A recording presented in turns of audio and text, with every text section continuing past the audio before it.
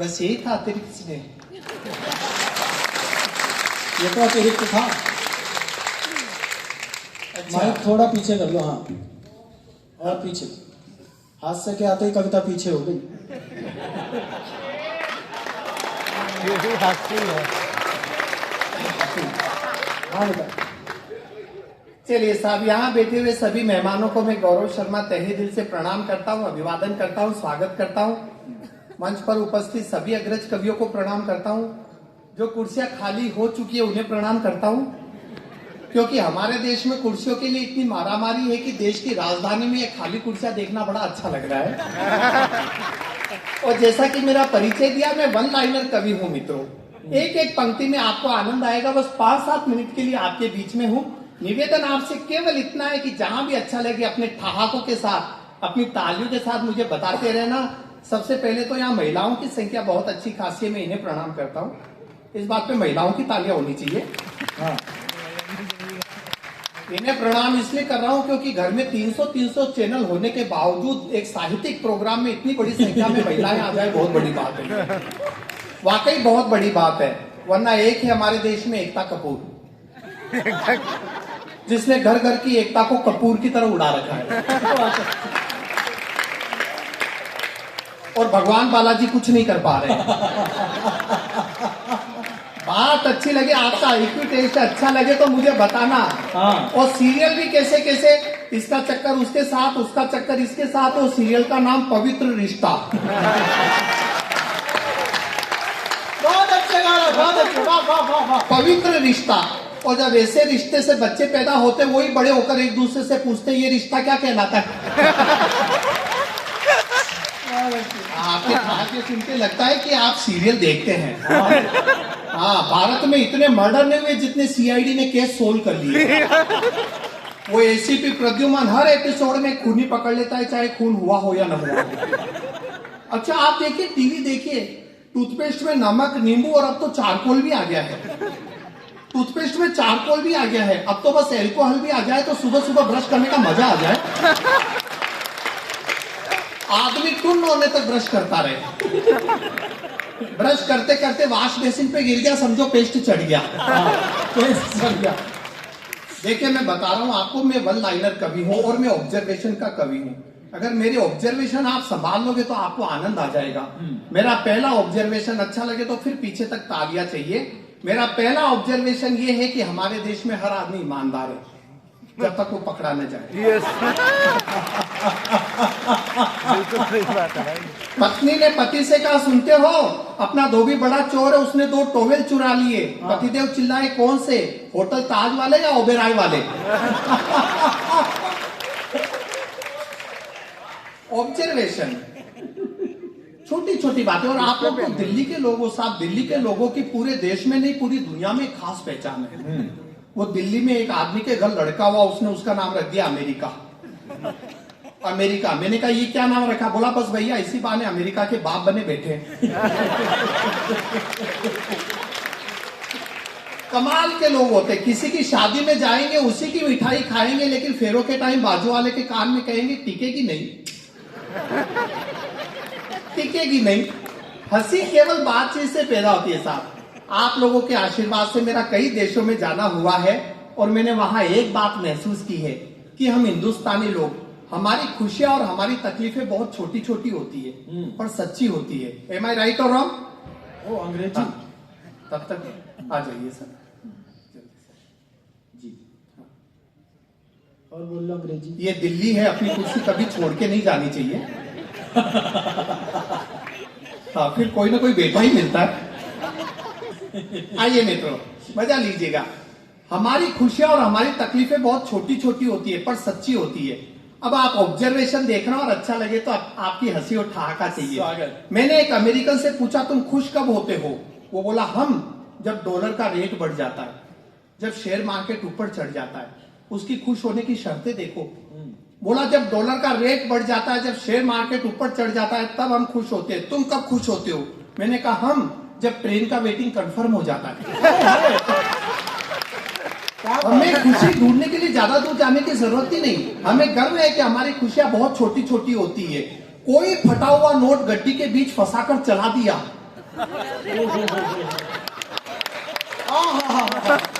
स्वर्ग का आनंद। हम ऐसे खुश जैसे मोदी जी ने अकाउंट में 15 लाख जमा करा दिया। और हम हिंदुस्तानी लोग किसी भी चीज में अपनी खुशी ढूंढ ही लेते हैं। हाँ। वो एक आदमी खुशी से नाच रहा था, मैंने पूछा क्या हुआ? बोला पड़ोसी की 5 करोड़ की लॉटरी लगी है। मैंने कहा तो तू क्यों नाच रहा है? बोला साले का टिकट गुम गया। मजा लीजिएगा। फिर मैंने उस अमेरिकन से पूछा तुम्हें तकलीफ कब होती है? ध्यान से सुनिएगा, बातचीत उसी अमेरिकन से चल रही है। बातचीत में कविता है, कविता में बातचीत। फिर मैंने उस अमेरिकन से पूछा तुम्हें तकलीफ कब होती है? वो बोला हमें जब हम देखते हैं कि टोटल जीडीपी में हम चाइना से तो पीछे छूट ही गए। उसकी तकलीफ का लेवल देखो। बोला जब हम देखते हैं कि टोटल जीडीपी में हम चाइना से तो पीछे छूट ही गए, तब बड़ी तकलीफ होती है। तुम्हें कब तकलीफ होती है? मैंने कहा हमें जब हम मोबाइल को चार्ज पर रखकर जाएं और 2 घंटे बाद आकर देखे साला स्विच ऑन करना तो भूल ही गए। ये है असली तकलीफ, जब 2 घंटे बाद भी मोबाइल 10% ही मिले। क्या कर लेगी जीडीपी? और अब जो सीन में बता रहा हूं उसे आप सिर्फ विजुअलाइज कीजिएगा। फिर मैंने उस अमेरिकन से पूछा तुम प्रेशर में कब आते हो? वो बोला हम ईयर एंडिंग पर, जब मार्च का लास्ट वीक आ जाता है और टारगेट पूरा नहीं हो पाता है तब हम प्रेशर में आते हैं। तुम प्रेशर में कब आते हो? मैंने कहा हम पानी पूरी के ठेले पर, जब मुंह में एक पानी पूरी पहले से हो, दूसरी प्लेट में हो और तीसरी वो हाथ में लेकर हमारी ओर देख रहा हो।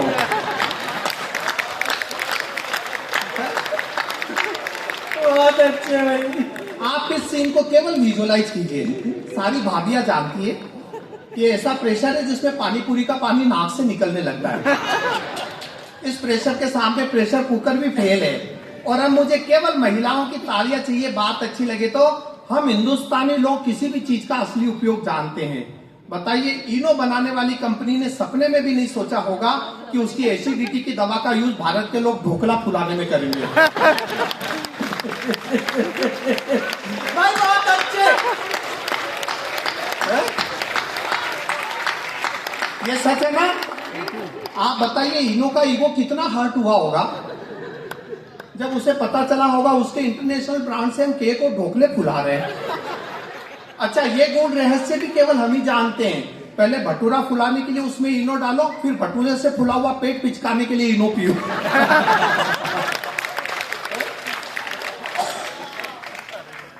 हम हिंदुस्तानियों का मूड कुछ ऐसा ही है। ब्लड टेस्ट की रिपोर्ट नॉर्मल आ जाए तो हमें लगता है पैसे पानी में चले गए। बाहर के घरों में टीवी का रिमोट बैटरी से 2 महीने और झटकों से 6 महीने चलता है। तो छोटी छोटी बातें मित्रों, हंसी कहीं से भी निकल कर आती है। आइए, वक्त की एक सीमा है और मैं एक रचना आपके बीच में पेश करना चाहता हूँ। आइए सर जल्दी से भेजा। वो जल्दी से नहीं आ पाएंगे, तब तक रचना पूरी हो जाएगी। पढ़ो। देखिए कविता की भूमिका यह है कि जीवन में अहोभाव होना चाहिए, जो है उसी में आनंदित रहना चाहिए। ऐसा नहीं है कि जीवन छोटा है, दरअसल हम जीना देर से शुरू करते हैं। क्या कहने। बस यही कविता की भावभूमि है। आनंद लीजिएगा। सिर्फ 3 मिनट की रचना है। अच्छा लगे तो आपका आशीर्वाद कीजिए। स्वागत भाई, स्वागत। बचपन में हम पैदल स्कूल जाते थे, वहीं कुछ दोस्त साइकिल पर आते थे। उन्हें देख एक कसक हर पल होती, काश अपने पास भी साइकिल होती। मन मचल मचल कर अधूरी इच्छा की माला जपता रहा। बचपन साइकिल की आस लिए इन 2 पैरों से नपता रहा। मन मचल मचल कर अधूरी इच्छा की माला जपता रहा। बचपन साइकिल की आस लिए इन 2 पैरों से नपता रहा। और एक दिन बचपन विदा होते होते कही गया, बेटा पैदल और साइकिल का अंतर रही गया। क्या कहने। और एक दिन बचपन विदा होते होते कही गया, बेटा पैदल और साइकिल का अंतर रही गया। और आखिर एक दिन मन की बगिया खिली, 10वीं पास करने पर साइकिल मिली। अब हम ठसक से साइकिल पर कॉलेज जाने लगे तो देखा वही दोस्त अब बाइक पर आने लगे। बहुत अच्छे भाई, वाह। अब हम ठसक से साइकिल पर कॉलेज जाने लगे तो देखा वही दोस्त अब बाइक पर आने लगे। अब वो अपनी बाइक के साथ घर घर आते और हम अपनी साइकिल के साथ शर्माते। कॉलेज के साल पर साल जाते रहे, हम हसरत से बाइक को देख साइकिल चलाते रहे। डिग्री हाथ में रखते हुए कॉलेज गई गया, साइकिल और बाइक का अंतर रह गया। वाह वाह वाह। डिग्री हाथ में रखते हुए कॉलेज गई गया, साइकिल और बाइक का अंतर रह गया। और ये चिर प्रतीक्षा भी आखिरकार फली, ग्रेजुएशन करने के बाद बाइक मिली। जैसे सूखे को हरियाली मिल गई, जैसे भूखे को थाली मिल गई, जैसे मर्सिडीज मिल जाए ऑटो की सवारी को, जैसे विश्व सुंदरी मिल जाए आजीवन ब्रह्मचारी को। जैसे सूखे को हरियाली मिल गई, जैसे भूखे को थाली मिल गई, जैसे मर्सिडीज मिल जाए ऑटो की सवारी को, जैसे विश्व सुंदरी मिल जाए आजीवन ब्रह्मचारी को। पर अचानक लगा पूरा जीवन अंधकार में है, जब देखा वही दोस्त अब कार में है। पर अचानक लगा पूरा जीवन अंधकार में है, जब देखा वही दोस्त अब कार में है। अब तो ये अंतर खलने लगा, कार के बिना जीवन बेकार लगने लगा। और दो पंक्तियां देखिए, कॉलेज की विदाई के बाद जिंदगी यूं रूबरू हुई, अब परीक्षा की जिंदगी खत्म और जिंदगी की परीक्षा शुरू हुई। वाह, अच्छी पंक्ति। कॉलेज की विदाई के बाद जिंदगी यूं रूबरू हुई, अब परीक्षा की जिंदगी खत्म और जिंदगी की परीक्षा शुरू हुई। अब जीवन की असली दौड़ शुरू हुई, एक दूसरे से आगे बढ़ने की होड़ शुरू हुई। ख्वाहिशों और जरूरतों के बीच रस्साकसी चलती रही, एक कार की आस में जिंदगी गुजरती रही। और आखिरकार जीवन की आपाधापी से फुर्सत निकालकर, सारी जमा पूंजी जोड़ जाड़ कर जब कार खरीदने की हैसियत हो गई, तब तक हाई सोसाइटी हेल्थ कॉन्शियस हो गई। जब कार खरीदने की हैसियत हो गई, तब तक हाई सोसाइटी हेल्थ कॉन्शियस हो गई।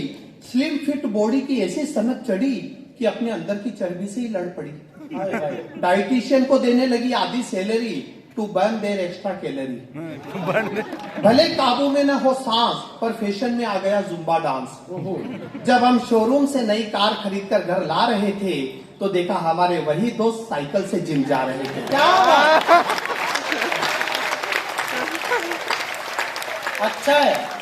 जब हम शोरूम से नई कार खरीदकर घर ला रहे थे, तो देखा हमारे वही दोस्त साइकिल से जिम जा रहे थे। जाते जाते एक दोस्त आंख मारकर कह ही गया, बेटा जो अंतर बचपन में था वो अंतर रह ही गया। क्या कहने।